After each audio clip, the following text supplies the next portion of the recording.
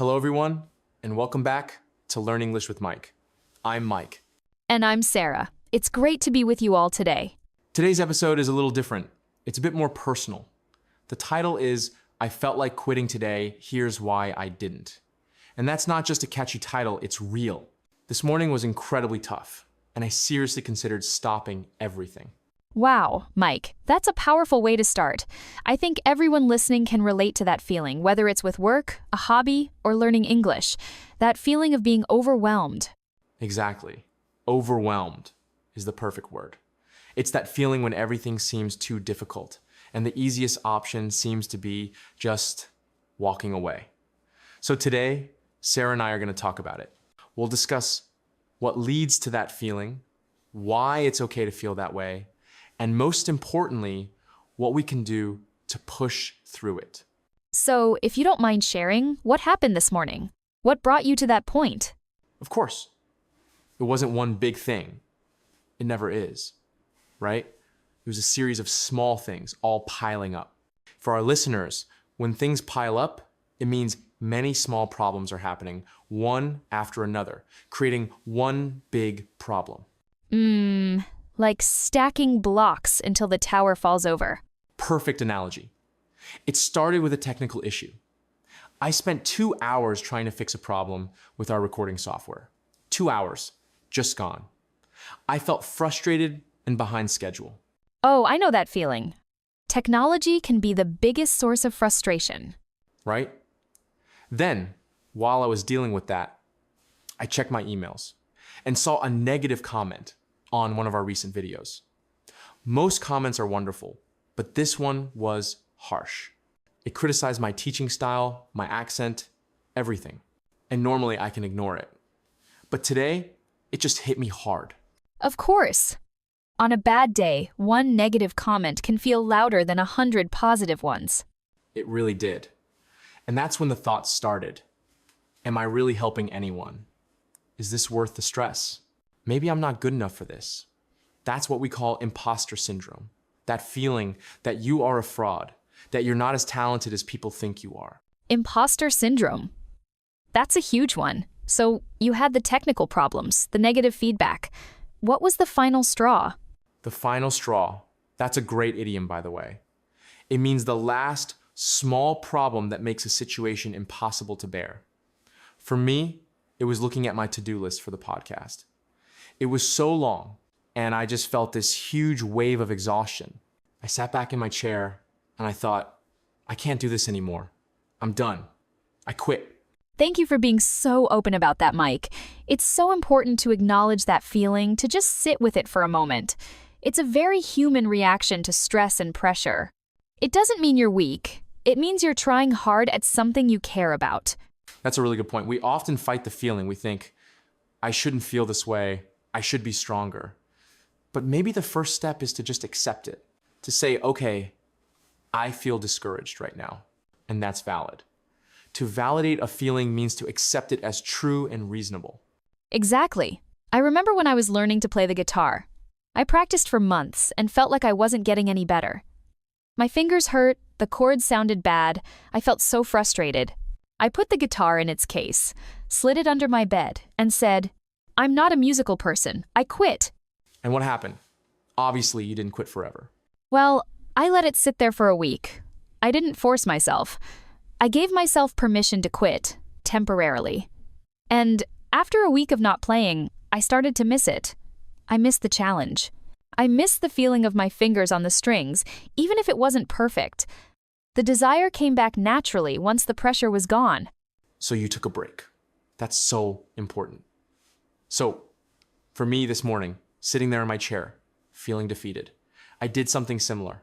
I didn't open my computer. I didn't try to fix the software. I stood up and I walked out of the room. That's a fantastic point, Sarah. Giving yourself permission to quit temporarily. It brings up an important distinction, doesn't it? The difference between taking a strategic pause and actually giving up for good. One is about recovery. The other is about defeat. Exactly. A strategic pause is like hitting the pause button on a movie. You intend to come back to it. Quitting is hitting the stop button and ejecting the disc.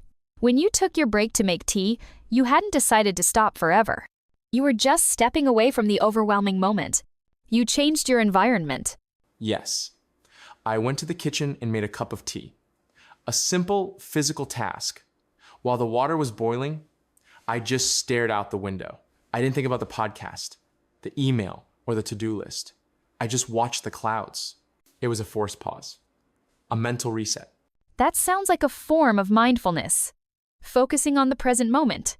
That's a great strategy to gain some perspective. When we gain perspective, it means we see the situation in a clearer, more balanced way. It really helped. And as I was sipping my tea, something happened. My phone buzzed. It was a notification, another email. And my first thought was, oh no, what now? But I looked, and it was from a listener in Brazil. Okay. She wrote to me in simple English that she listens to the podcast on her way to work every day. She said that my explanation of phrasal verbs helped her pass an important exam for a promotion. And she ended the email with, "Thank you for not giving up on us learners." Gasps softly. Wow. Mike, I'm getting chills. Me too. Reading that, at that exact moment, it was the turning point. A turning point is a moment when a significant change occurs. All the frustration from the technical issues, the sting from the negative comment, it just faded. It reconnected you with your why. That is the perfect way to say it. It reminded me why I started this podcast. It wasn't for perfect audio quality or for universal praise. It was for that one person in Brazil and Japan and Poland and everywhere else who's trying to improve their life through English. It reminded me that the work matters. That's beautiful. So the shift came from an external reminder of your purpose. But what if someone doesn't get a perfectly timed email? What other strategies can help people find that turning point? That's a great question, because we can't rely on luck. I think one strategy is to create your own reminder. Maybe you have a folder of positive feedback, or a journal where you write down your goals. When you feel like quitting, you can go back and read it. I love that. A success folder. Another thing is to focus on small wins. When the big goal feels impossible, just focus on the next tiny step. Don't think I have to become fluent in English. Think, today, I will learn 5 new vocabulary words. Yes! Breaking it down makes it manageable. After I read that email, I didn't go back and try to fix everything at once. I just went back to my desk, took a deep breath, and said, okay, what is one small thing I can do right now? And I just restarted the computer. And guess what? The software problem was fixed. Laughs. Of course it was. Sometimes the solution is just to step away and come back, which brings us directly to our listeners and their English learning journey. This feeling of wanting to quit is so common in language learning. Absolutely. There's a concept called the language learning plateau. A plateau is a flat area of high ground. In learning, it's a period where you feel like you're not making any progress, even though you are still studying hard. You feel stuck. Exactly. You're past the beginner stage where you learn exciting new things every day. Now, the progress is slower, less visible. And that is when it is so easy to feel like quitting. You think, I study every day, but I still make the same mistakes. My accent isn't improving. What's the point? So, what advice can we give to a learner who is on that plateau, feeling what you felt this morning? First, acknowledge the feeling. It's okay. You're not alone. Every single successful language learner has felt that way. Second, take a short break if you need to. Don't study for a day or two. Watch a movie in your own language. Give your brain a rest. Third, reconnect with your why. Why did you start learning English? Was it for a better job? To travel? To connect with new people? Write it down. Put it on your wall. Remind yourself of the goal. And fourth, change your method. If you're tired of grammar books, try listening to a podcast like this one, or find a song you love and learn the lyrics. If you're bored, your brain isn't learning effectively. Make it fun again. And maybe the most important one, Mike, which you experienced today. Remember how far you've come. Oh, that's a big one. Think back to your first day of learning English. You probably couldn't understand this podcast. You couldn't form a sentence. Now look at you. You're listening to two native speakers have a complex, emotional conversation. That is incredible progress. You have to celebrate that. That's the perfect message. Progress isn't always a straight line up. It has ups and downs and plateaus. The key is to persevere. That word persevere means to continue trying to do something despite difficulties. It's about consistency, not intensity. A little bit every day is better than studying for 8 hours once and then quitting for a month. Exactly. So as we wrap up, let's summarize the key takeaways, the big ideas from our chat today. I can start. Number 1. The feeling of wanting to quit is normal and valid. It doesn't make you a failure, it makes you human. Number 2, when you feel overwhelmed, step away. Change your environment. Give your mind a rest before you make any big decisions. Number 3. Find a way to reconnect with your why. Why is this important to you? Let your purpose be your motivation. And number 4, focus on your progress, not your perfection. Look back at how far you've come and celebrate the small victories along the way.